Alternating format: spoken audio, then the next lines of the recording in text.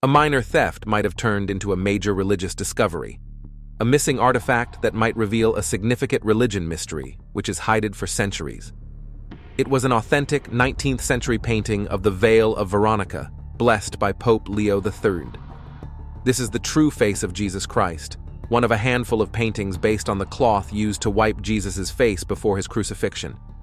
After decades of finding and analyzing, scientists finally found this great proof. It was found by a thief. A priceless painting of supposedly the true face of Jesus that had been missing for 150 years was recovered after a thief stole it from a trailer and tried to sell it to a church. The painting, which has turned up in Madisonville, Tennessee, is based on the Veil of Veronica, the cloth believed to have been used to wipe sweat off Jesus' face as he went to his crucifixion. The piece fell into the hands of hapless thief Kelly Gormley, who decided the best place to sell a religious artifact was to a church. It was owned by a 73-year-old man, known only as Frosty, who kept it in a cloth bag inside a cupboard in his motorhome. This man has lived here for 17 years. It's been in there or in his bedroom ever since. Police say Gormley broke into the motorhome and stole the painting before trying to sell it off to St. Joseph the Worker Church in Madisonville, Tennessee. But the church, realizing the significance of the painting, alerted police who then arrested Gormley. According to legend, a follower dabbed Jesus' face with the cloth as he bore his cross, imprinting his likeness onto it. The handful of paintings which were then based on it are therefore thought to be actual likenesses of Jesus' face. This particular one had even been blessed by Pope Leo XIII. The legend of Veronica's veil, the Akeiropoietos icon of Christ's image on a simple piece of cloth, became a great source of inspiration for many distinguished artists of the Renaissance like Memling, Bosch, Pontormo, and Dürer. It has been depicted as a symbol of piety, devotion, and faith. The imprint of Jesus' face on the cloth is seen as a testament to his suffering and a reminder of his sacrifice on the cross. The veil has also been used as a symbol of comfort and solace, particularly for those who are suffering or in need of healing. It has also been seen as a reminder of Jesus' love and compassion, and as a symbol of hope in the face of adversity. The face of Christ looks tranquil, genteel, and collected. It appears to float on the moving surface of the silken veil, bathed in light that shines from within rather than an external source. The composition, developed in 3 successive planes, is composed yet dramatic, as Christ's face is placed first on the white surface of the veil, and then on the bleak black background of the painting. The Gulandri painting of Veronica's veil summarizes El Greco's entire aesthetic journey. Emotionless and serene, with hollow cheeks, a long and narrow face, and almond-shaped eyes, Greco's painting communicates a sense of nobility and grace. The wounds caused on his head by the crown of thorns do not affect him at all. The single drop of blood running down in the middle of his forehead offers no pain. It symbolizes the route to Calvary, his immortality, and humanity's salvation. The Veil of Saint Veronica.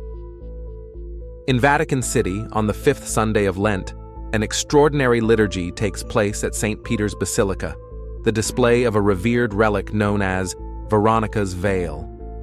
This relic is deeply tied to the Stations of the Cross, depicting a moment where a woman named Veronica wipes Jesus' face with a cloth as he carries the cross to Calvary. According to tradition, this cloth bears the true image of Christ's face and has been safeguarded by the Vatican Basilica.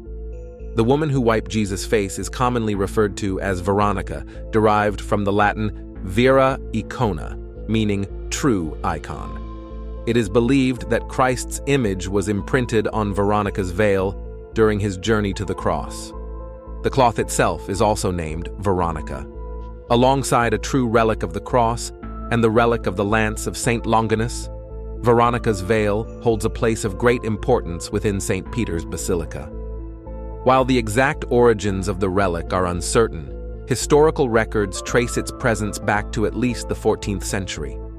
Even earlier in the 8th century, there were references to a chapel dedicated to Saint Veronica within the Constantinian St. Peter's Basilica. In 1207, Pope Innocent III elevated the importance of Veronica's veil by publicly displaying it and composing a prayer in its honor.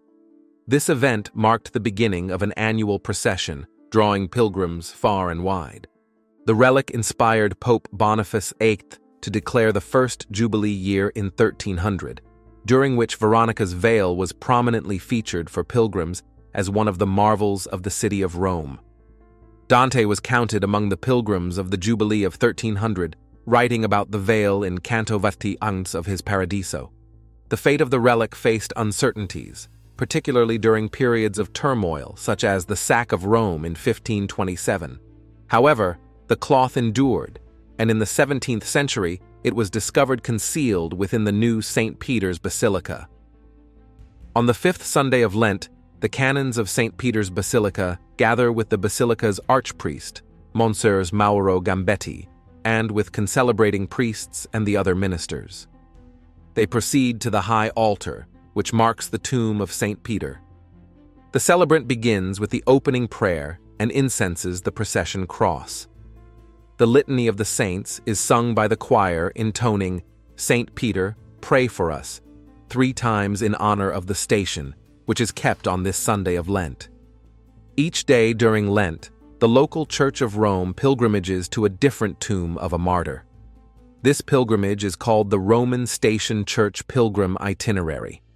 After the 3rd intonation to St. Peter, the procession begins. The altar servers are followed by the concelebrating priests, the canons, and finally the celebrant. The procession goes down the longest church nave ever constructed.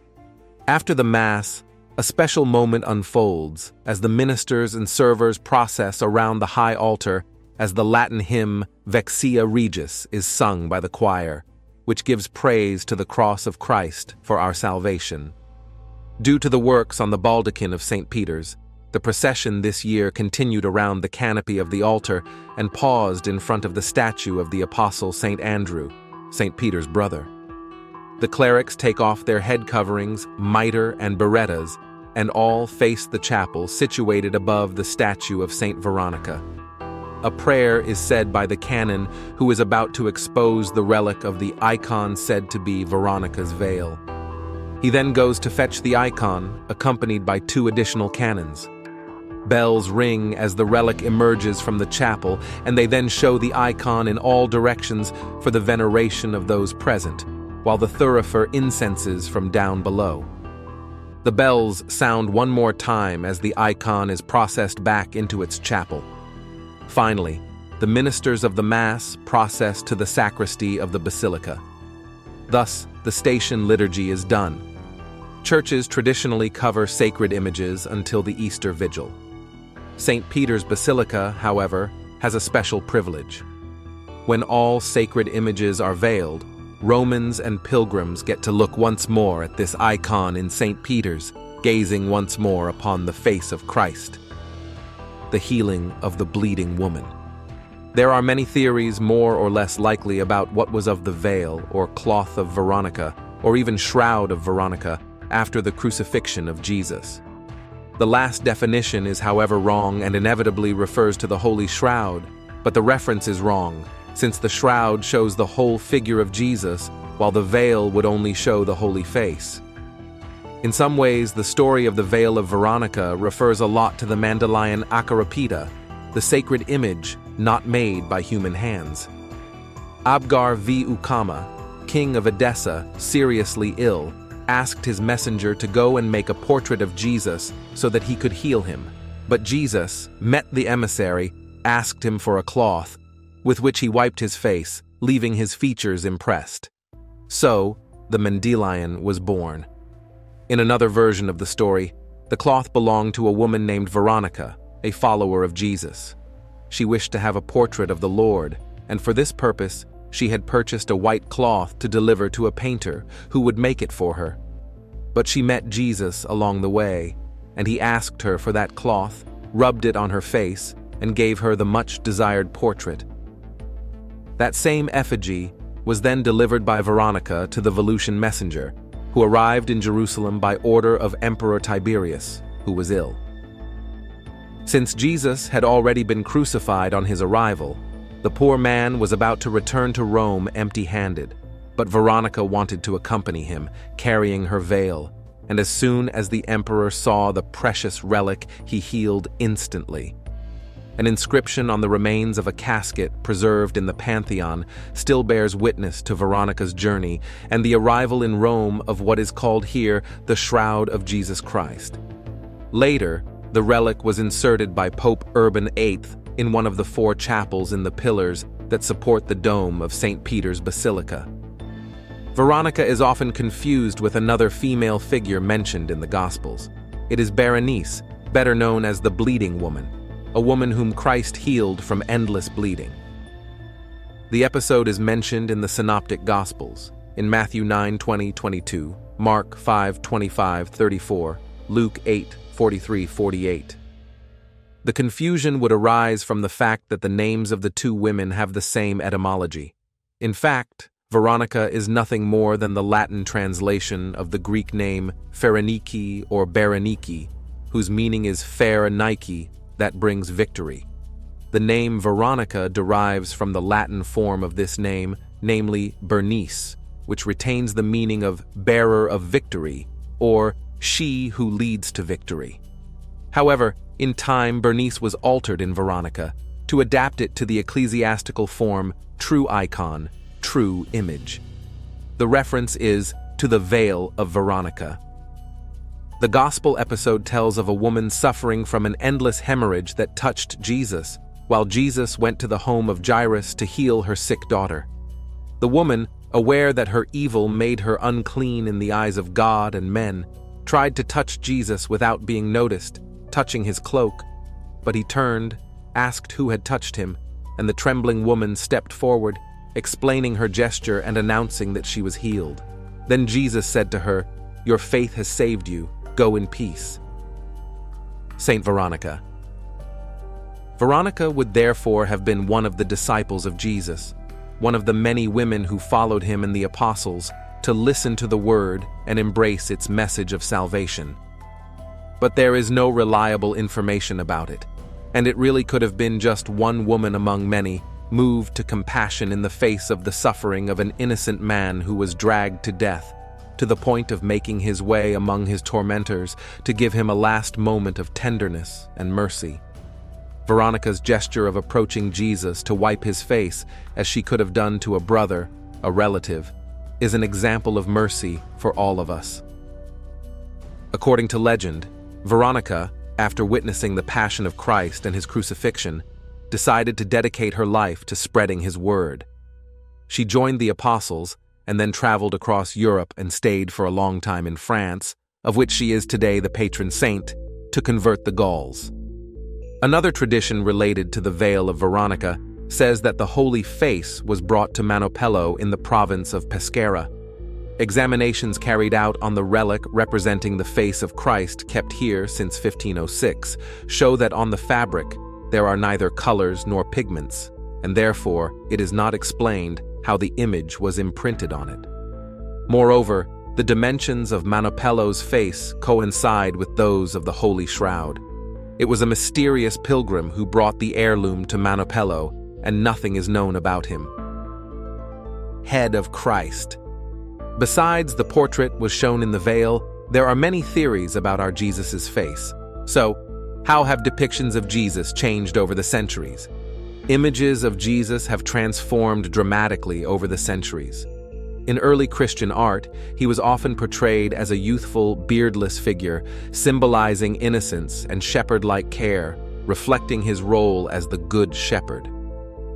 This imagery was prominent in the catacombs of Rome and early Christian mosaics, emphasizing his approachable and nurturing aspects. Some of the earliest known artistic representations of Jesus date to the mid-3rd century AD, more than 2 centuries after his death. These are the paintings in the ancient catacombs of St. Domitilla in Rome, first discovered some 400 years ago. reflecting one of the most common images of Jesus at the time. The paintings depict Jesus as the Good Shepherd, a young, short-haired, beardless man with a lamb around his shoulders. Another rare early portrait of Jesus was discovered in 2018 on the walls of a ruined church in southern Israel. Painted in the 6th century AD, it is the earliest known image of Christ found in Israel, and portrays him with shorter, curly hair, a depiction that was common to the eastern region of the Byzantine Empire, especially in Egypt and the Syria-Palestine region, but disappeared from later Byzantine art. The long-haired, bearded image of Jesus that emerged beginning in the 4th century was influenced heavily by representations of Greek and Roman gods, particularly the all-powerful Greek god Zeus. At that point, Jesus started to appear in a long robe, seated on a throne, such as in the 5th century mosaic on the altar of the Santa Pudenziana Church in Rome, sometimes with a halo surrounding his head. Of course, not all images of Jesus conform to the dominant image of him portrayed in Western art. In fact, many different cultures around the world have depicted him, visually at least, as one of their own. Cultures tend to portray prominent religious figures to look like the dominant racial identity. Of the many possible relics related to Jesus that have surfaced over the centuries, one of the most well-known is the Shroud of Turin, which surfaced in 1354. Believers argued that Jesus was wrapped in the piece of linen after he was crucified, and that the shroud bears a clear image of his face. Although there is much controversy surrounding the truth about this shroud, we should consider it as a reference source for the portrait of Jesus. In 1940, commercial artist Warner Salmon created the oil painting Head of Christ. This image has since been reproduced hundreds of millions of times on prints, plaques, bookmarks, greeting cards, funeral announcements, church bulletins, buttons, calendars, clocks, lamps, coffee mugs, stickers, billboards, and keychains. Stephen Prothero, author of American Jesus, says that the wide dissemination of Salmon's Head of Christ transformed Jesus from a celebrity into a national icon, making him now instantly recognizable by Americans of all races and religions. And, more than that, Prothero says, the picture became the most common religious image in the world, out-popularizing Leonardo da Vinci's Last Supper and dozens of other works of religious import. Head of Christ is an object of both personal devotion and scholarly study. In the 1990s, the Lilly Endowment funded a major study of the impact of Salmon's art on religion in America. To cap off the study, art historian David Morgan compiled a collection of essays and conference papers and published them in book form under the title Icons of American Protestantism: The Art of Warner Salmon. During the course of the project, Morgan requested and received more than 500 personal responses to Salmon's work. Respondents overwhelmingly stated that the picture appealed to them because it shows just what Jesus looked like. In other words, they believed it to be the most accurate pictorial depiction ever created, a rather odd claim, seeing as no one from the 90s was around in the 1st century to have seen Jesus in the flesh. Morgan attributes these claims of authenticity and general likability in part to the photo-like qualities of the portrait, which give it the appearance of realism and make it seem like a personal keepsake. The blurred contours and soft backlighting, he said, are reminiscent of the studio photographs of family members and loved ones that people so often carry around in their purses and wallets. Another possible contributing factor to the public's widespread fondness for Head of Christ is the fact that in it, Jesus is close-cropped and alone, shown only from the shoulders up.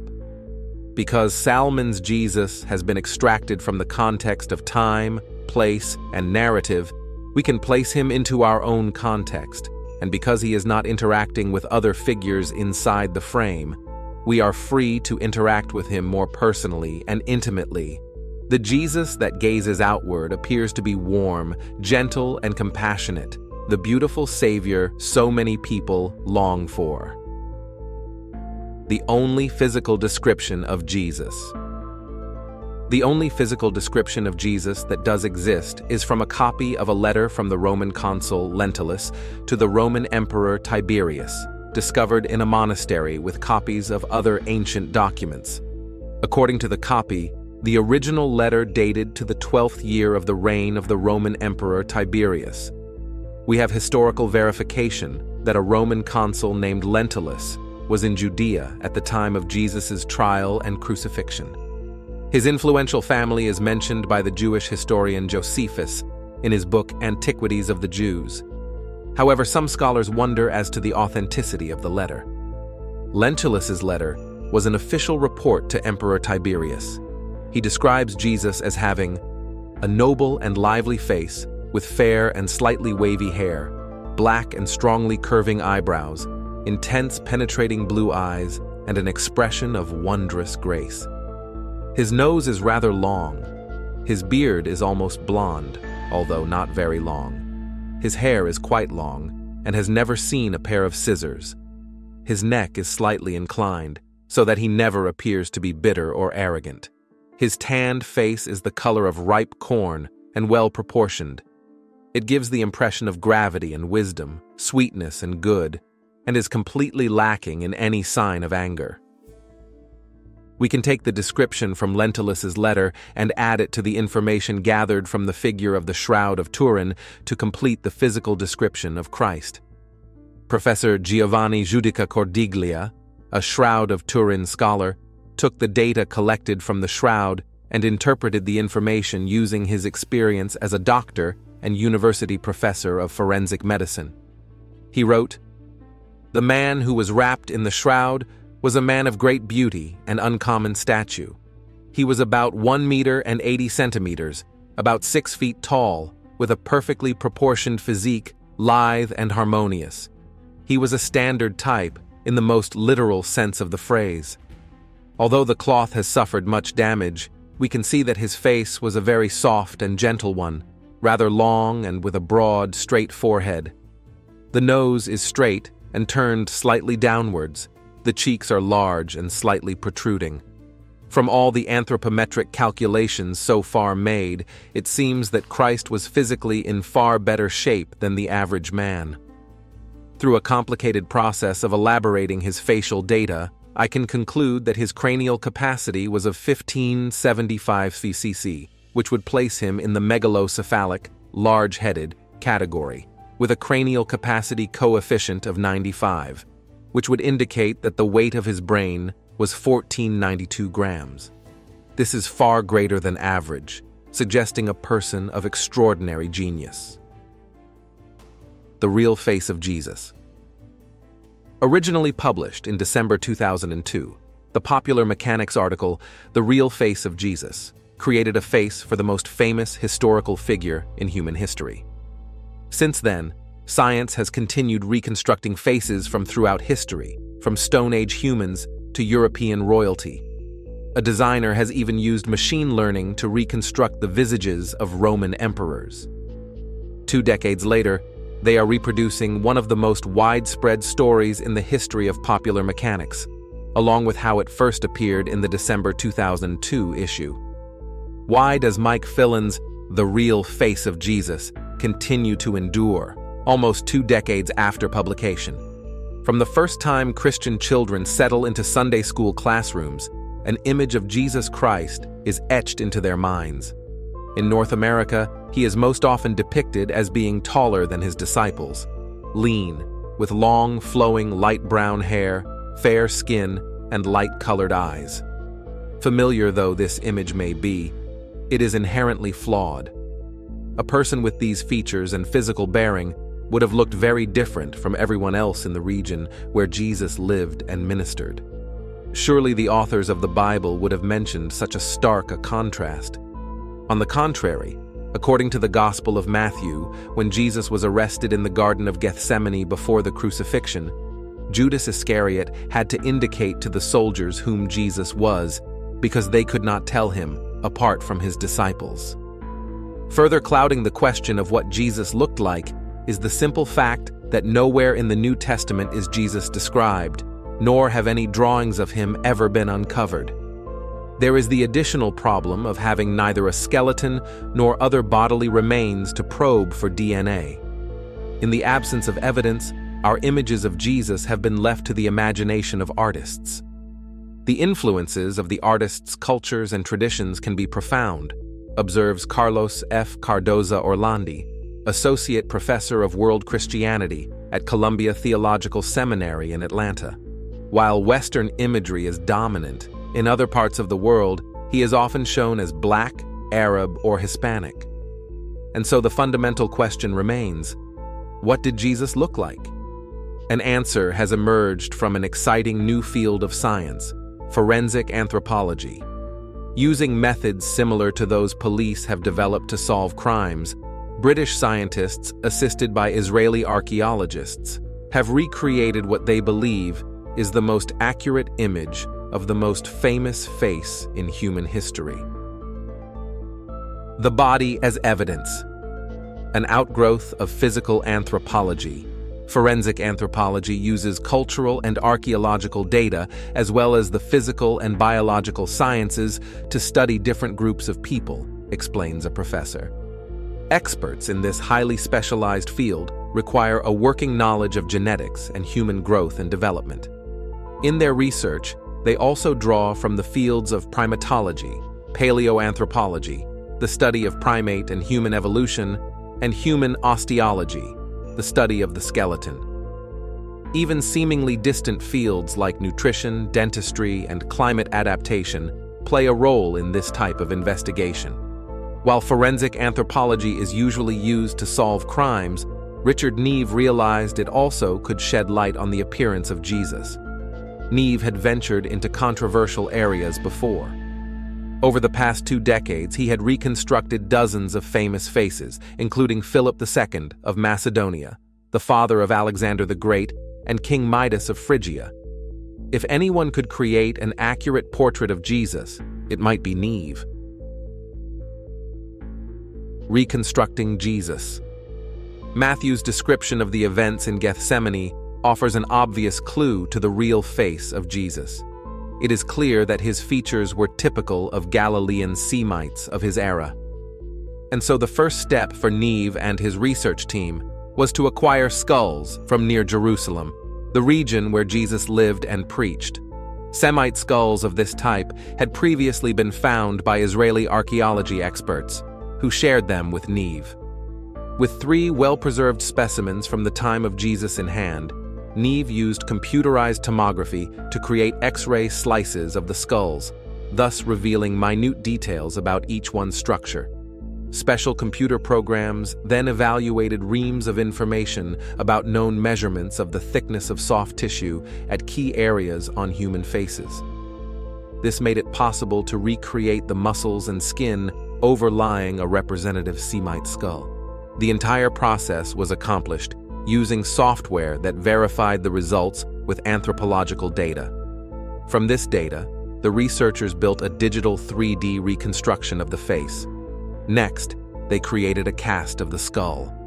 Layers of clay matching the thickness of facial tissues specified by the computer program were then applied, along with simulated skin. The nose, lips, and eyelids were then modeled to follow the shape determined by the underlying muscles. A matter of style. 2 key factors could not be determined from the skull: Jesus' hair and coloration. To fill in these parts of the picture, Neve's team turned to drawings found at various archaeological sites, dated to the 1st century.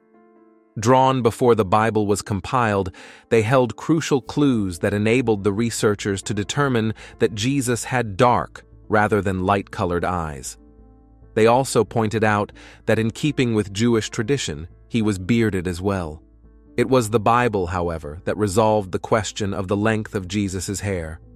While most religious artists have put long hair on Christ, most biblical scholars believe that it was probably short with tight curls. This assumption, however, contradicted what many believe to be the most authentic depiction. The face seen in the image on the famous, some say infamous, Shroud of Turin. The shroud is believed by many to be the cloth in which Jesus' body was wrapped after his death. Although there is a difference of opinion as to whether the shroud is genuine, it clearly depicts a figure with long hair. Those who criticize the shroud's legitimacy point to 1 Corinthians, one of the many New Testament books the Apostle Paul is credited with writing. In one chapter, he mentions having seen Jesus, then later describes long hair on a man as disgraceful. Would Paul have written, "If a man has long hair, it is a disgrace to him," if Jesus Christ had had long hair? For Neve and his team, this settled the issue. Jesus, as drawings from the 1st century depict, would have had short hair, appropriate to men of the time. The historic record also resolved the issue of Jesus' height. From an analysis of skeletal remains, archaeologists had firmly established that the average build of a Semite male at the time of Jesus was 5'1" in, with an average weight of about 110 pounds. Since Jesus worked outdoors as a carpenter until he was about 30 years old, it is reasonable to assume he was more muscular and physically fit than westernized portraits suggest. His face was probably weather-beaten, which would have made him appear older as well. For those accustomed to traditional Sunday school portraits of Jesus, the sculpture of the dark and swarthy Middle Eastern man that emerges from Neve's laboratory is a reminder of the roots of their faith. The fact that he probably looked a great deal more like a darker-skinned Semite than Westerners are used to seeing him pictured is a reminder of his universality, says Charles D. Hackett, Director of Episcopal Studies at the Candler School of Theology in Atlanta, and it is a reminder of our tendency to sinfully appropriate him in the service of our cultural values. Neve emphasizes that his recreation is simply that of an adult man who lived in the same place and at the same time as Jesus. As might well be expected, not everyone agrees. Forensic depictions are not an exact science, cautions Alison Galloway, professor of anthropology at the University of California in Santa Cruz. The details in a face follow the soft tissue above the muscle, and it is here where forensic artists differ widely in technique. Galloway points out that some artists pay more attention to the subtle differences in such details as the distance between the bottom of the nose and the mouth. And the most recognizable features of the face, the folds of the eyes, structure of the nose, and shape of the mouth, are left to the artist. In some cases, the resemblance between the reconstruction and the actual individual can be uncanny, says Galloway. But in others, there may be more resemblance with the other work of the same artist. Despite this reservation, she reaches one conclusion that is inescapable to almost everyone who has ever seen Neve's Jesus. This is probably a lot closer to the truth than the work of many great masters. Another view from Artificial Intelligence Program. For nearly 2 millennia, theologians and historians have argued about what the real Jesus Christ would have looked like. Renaissance painters and the Catholic Church have tended to depict the Son of God as a tall, muscular, European-like figure with flowing blonde hair and angelic blue eyes. Most historians, meanwhile, have argued that a carpenter's son born in modern-day Palestine would instead have the same physical attributes of the locals in the region at that time, a shorter, stockier frame with curly black hair. The debate came to the next page by a Dutch photographer and digital artist who has used an advanced artificial intelligence program to try and solve the long-running mystery. Mr. Uterwijk said, "I have a background in computer-generated images and special effects. The artificial intelligence software utilizes a neural network trained on photographs and paintings of thousands of human faces. This application makes it possible to combine multiple sources of faces and merge them in a synthesized version, guided by the artistic decisions of the user. I use it to create historical and fictional characters. I used several cultural depictions of Jesus of Nazareth of Byzantine and Renaissance origin, including Leonardo da Vinci's Salvator Mundi and the Turin Shroud, tweaking the ethnicity to a more convincing Middle Eastern face." He added, "I was happy with the result as a representation of a collective cultural depiction, but at the same time I felt it lacked any historical accuracy. So I changed the hair and beard to a more credible length and style for the time and region, and I brought in elements found in some Fayum mummy portraits, pushing the Renaissance art to the background. The result is an artistic impression of how this man could have looked, more than it is a scientific search for an exact likeness.